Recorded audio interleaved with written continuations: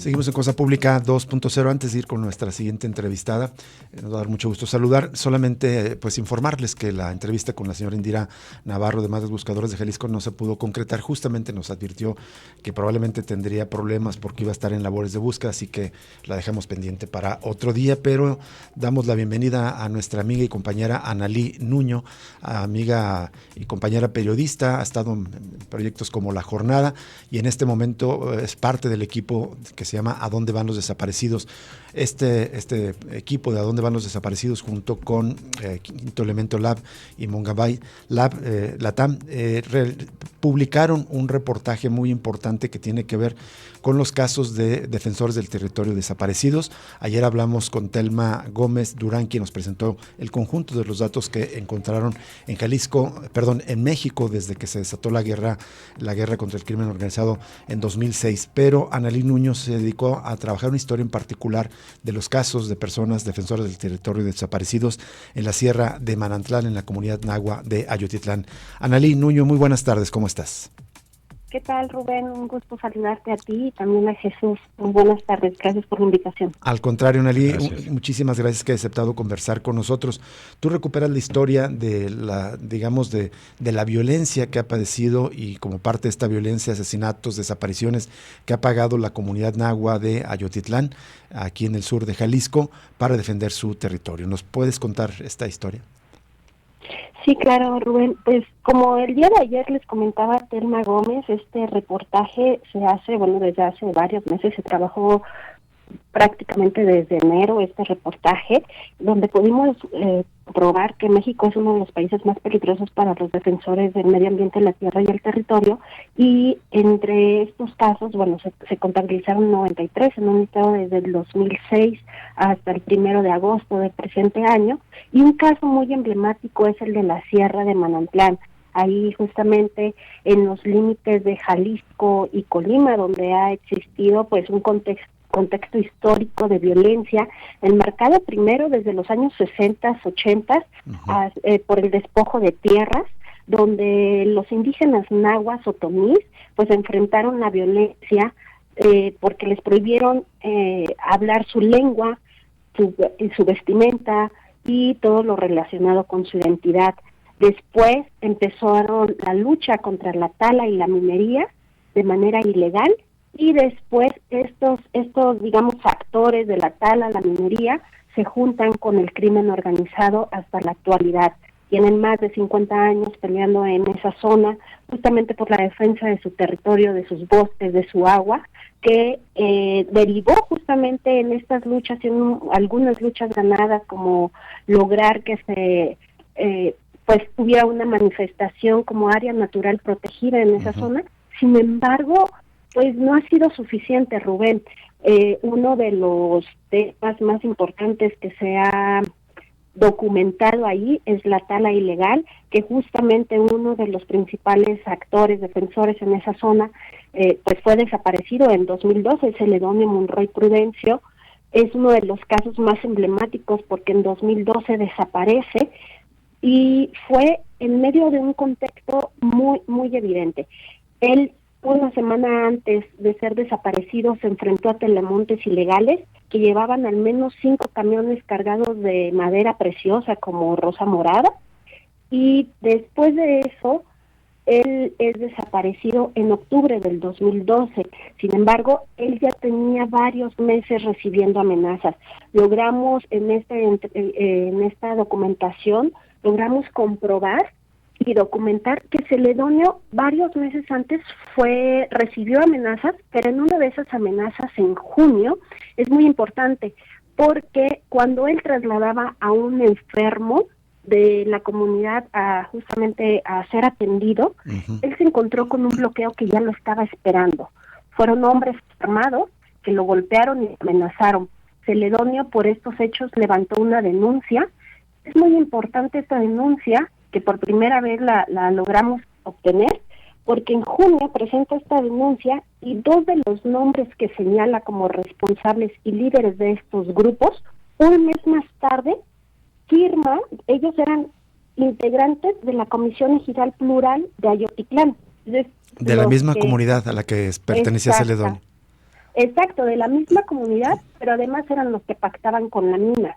Y estos dos sujetos que Celedonio menciona en esta denuncia de que lo amenazan y que lo golpean, ellos firman uno de los principales convenios que logra obtener la mina para la ampliación en la explotación de más de 800 hectáreas, en la explotación de hierro.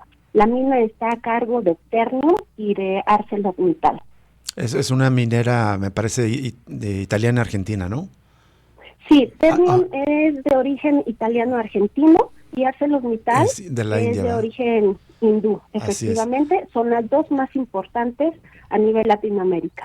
Analí Nuño, pues ahora que nos haces este recuento de este caso específico de la desaparición de Celedonio Monroy el 23 de octubre de 2012, pero este antecedente tan importante de que ya estaba siendo, fue golpeado, amenazado en junio previo de ese mismo año, pero esto lo que revela es una semana antes de que lo desaparecen, él enfrenta a talamontes ilegales, pero unos meses antes fue golpeado por aparentemente quienes estaban dentro de la propia comunidad operando a favor de la minería, y con esto voy al contexto que nos presentaba Telma Gómez, que una parte de lo que explica los contextos de violencia contra defensores del territorio, incluidas las desapariciones, es las actividades extractivistas como la extracción de madera y de minerales.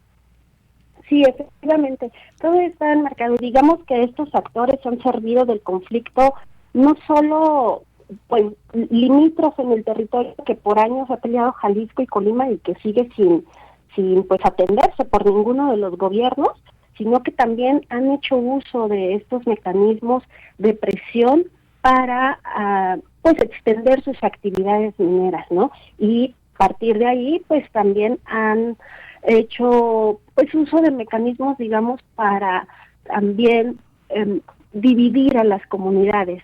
Hay mucha división en esas zonas para, digamos, con prebendas, con beneficios que les dan a las comunidades o que las disfrazan las mineras. Sin embargo, no es el único caso que también está, pues pudimos comprobar que está relacionado con la actividad de la defensa del territorio contra talamontes y justamente también con la actividad minera.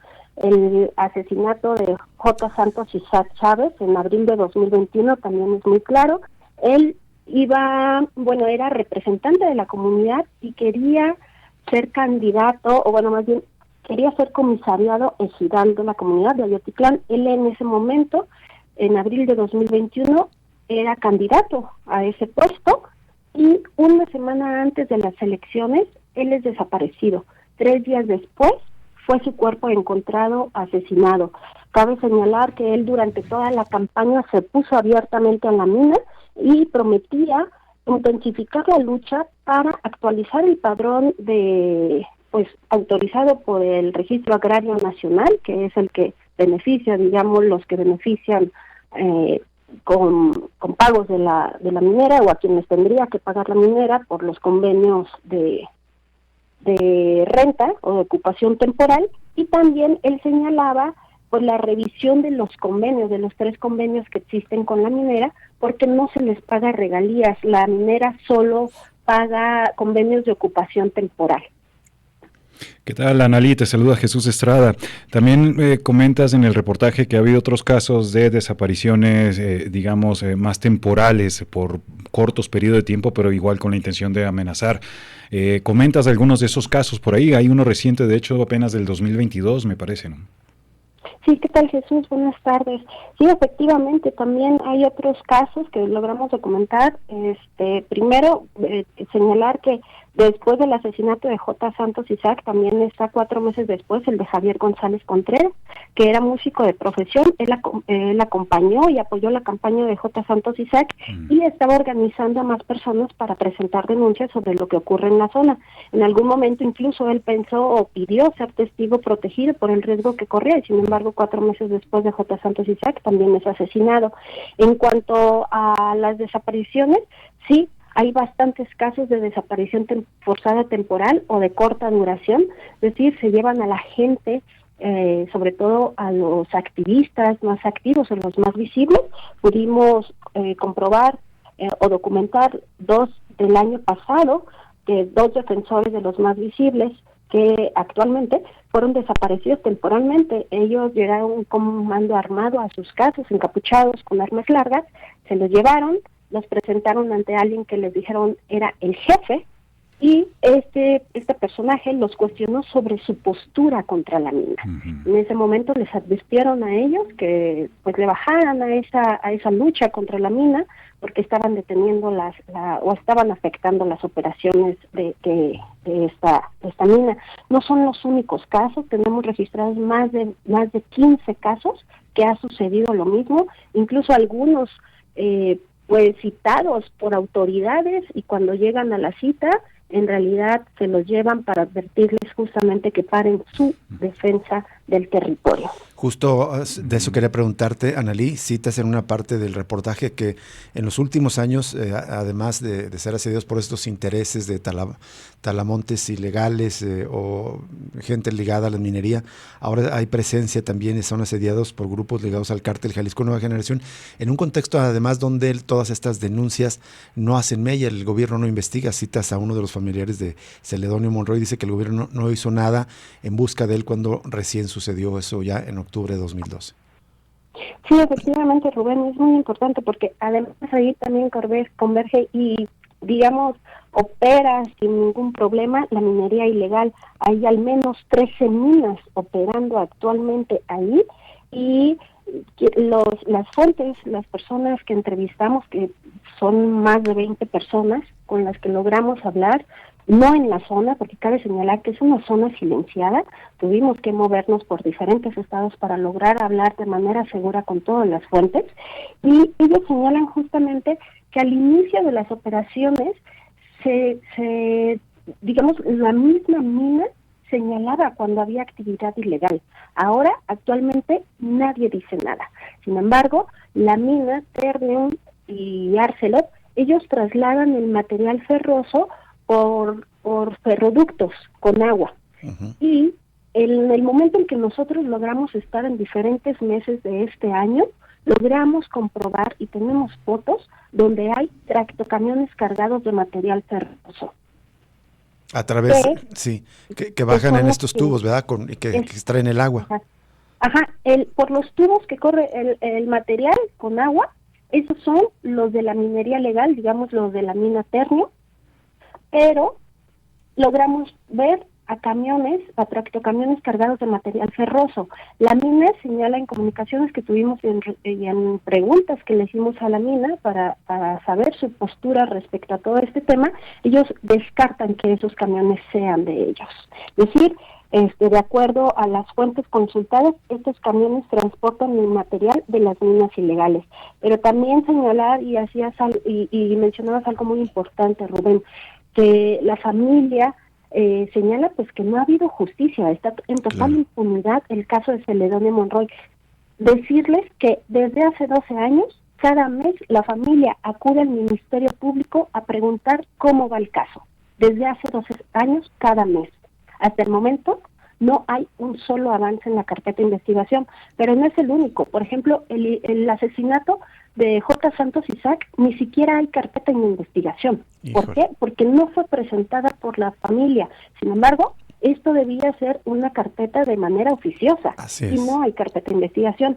También las personas que han sido amenazadas, desplazadas, pues señalan que ellos no denuncian porque en cuanto se presenta una denuncia, al siguiente día tienen a personas de estos grupos criminales preguntándoles por qué presentaron una denuncia. Es decir, están sumamente vigilados y por eso esa zona se ha convertido en una zona de silencio. También cabe señalar que pues después del asesinato de J. Santos Isaac, el mecanismo brindó protección a toda la comunidad.